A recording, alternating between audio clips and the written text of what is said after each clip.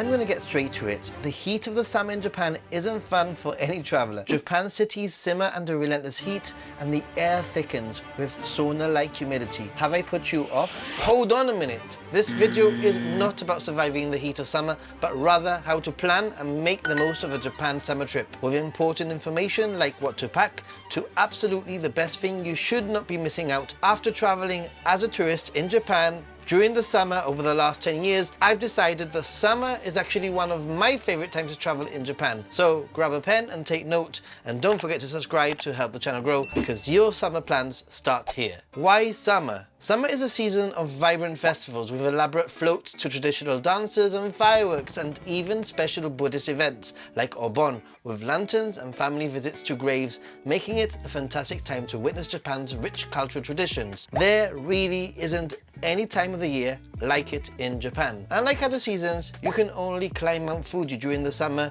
with the trails and facilities open to climbers. And Japan is at its greenest too. The lush green landscapes of post-rainy season Japan are breathtaking. Summer also brings an array of unique Japanese foods and treats such as kakigori, which is shaved ice, and cold soba noodles. And yes, while some places might be crowded, summer attracts a different tourist crowd, and many cultural sites and museums can be less crowded compared to the peak season of spring and fall. Where and what should you do? I understand you might want to visit the Golden Triangle that is Tokyo, Kyoto and Osaka, but you really should consider escaping the heat, or at least the humidity, by heading north, because a cooler sanctuary awaits. Either going to Hokkaido's natural beauty, or as I'm about to highlight, explore Tohoku, the perfect antidote to Japan's scorching summers. Because unlike the south, summer in Tohoku sees average temperatures hover around the more pleasant mid to high 20s, which is mid 70s to low 80s Fahrenheit, with less humidity. In fact, according to a 2023 survey by Japan Tourism, 82% of international visitors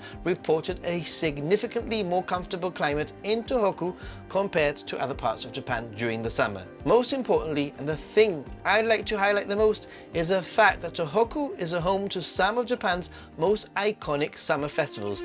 I'm talking about half-naked people, traditional dances, summer yukata, the sound of cicadas, outdoor events. Matsuris in Japan, for me, is the epitome of Japanese culture. And I'm actually going to rank 4 of Tohoku's offerings, and my top 2 totally blew me away. Number 4, Sendai Tanabata Matsuri. It's the bottom of the list, but not to be missed, because this one is the easiest to visit, especially if you want to make a day trip from Tokyo or the surrounding area. The Sendai Tanabata Matsuri attracts over 2 million visitors every single year. So if you are planning on coming and doing an overnight stay, or if you're planning on just doing a day trip, then make sure that you plan ahead and get those Shinkansen seats. Sendai streets explode in colour with thousands of streamers and paper decorations. Each colour and shape holds a meaning, from hope for academic success to wishes for good health. This festival, held in August, transforms the city into a vibrant tapestry of wishes. I loved walking through the amazing streamers, but the lack of performances is what puts this one at the bottom of the list for me. Number 3, Akita Kanto Matsuri. As night falls in early August, the skies of Akita city light up with the Kanto Matsuri. Skilled performances balance long bamboo poles with an array of lanterns, simulating ears of rice in hopes of a bountiful harvest. I was blown away by some of these poles balanced on the shoulder and even foreheads, and I can tell you firsthand that it's not an easy feat. The strength required to manipulate these lantern poles are a sight to behold, with some poles reaching up to 12 meters in height. They're getting ready. Up to 47 lamps, guys, up to 12 meters in height, balancing on their foreheads, on their shoulders, on their hips, on their hands. Wow, it's incredible, really, really, really incredible.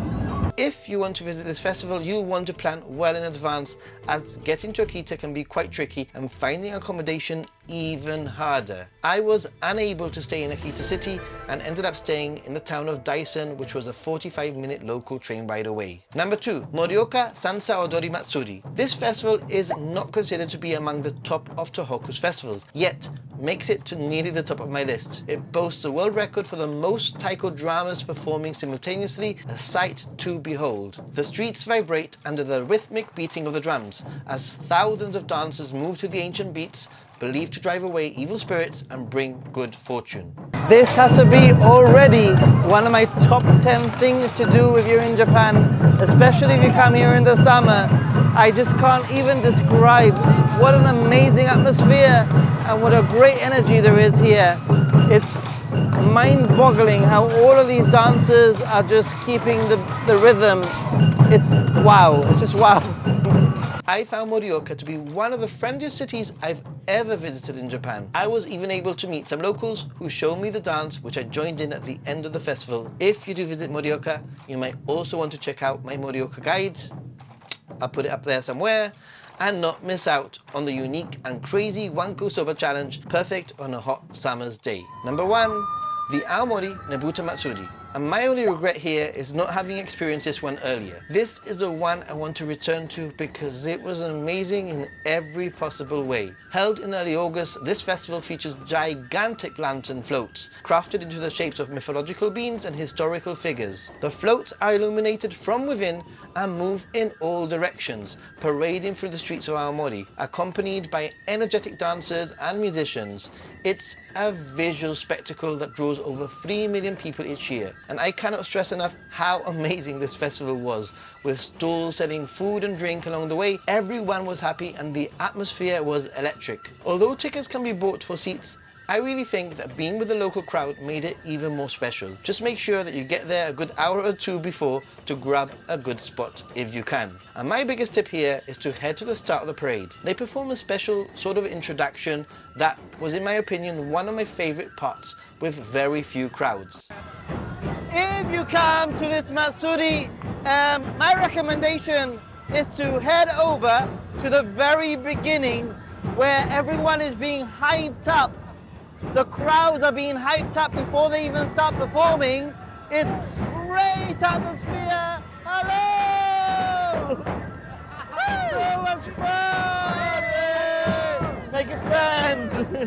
If you want to see a more personal vlog, then check out my second channel, The Happy Gaijin, where I'll be posting my unedited experience of these events firsthand. I know that Kyoto's Gion Matsuri draws crowds and is considered one of Japan's top summer festivals, but I honestly think Tohoku's Matsuri in itself is a reason to visit Japan in the summer. What should you pack for a summer trip? If you haven't checked out my 2 in-depth packing videos, I highly recommend you do so. But here's a quick overview for summer packing. For clothing, consider lightweight and breathable clothing. Light cotton or linen shirts, shorts and dresses. Comfortable walking shoes are a must, and if you can find waterproof shoes, then even better. A light rain jacket or a poncho that can live in your day bag is essential, especially if you're visiting during the rainy season. Not to forget that the summer months in Japan are typically hot and humid, with occasional rain. Mosquito repellent, especially outside of big cities, a small towel to wipe away your sweat, and pocket Wi-Fi or a data SIM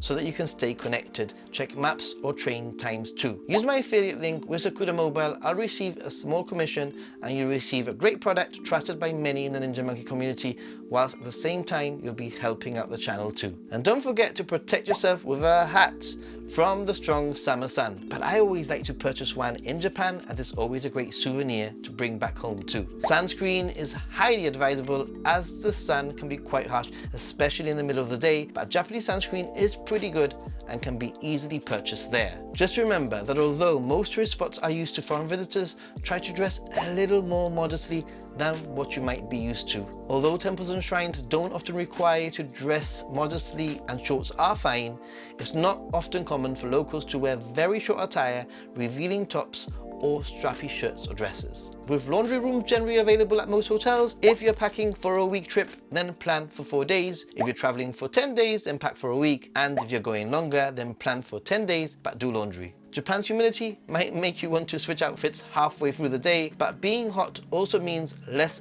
bulky clothes to pack. Just remember that as most cultural and popular events, planning is crucial for those wishing to immerse themselves in Tohoku's festivals. Booking several months in advance is advisable, and engaging a local guide can enhance the experience. My Cloak affiliate link is a great way to book hotels, attractions and guides, especially if this was something you were already planning to do. Why not help the channel out, right?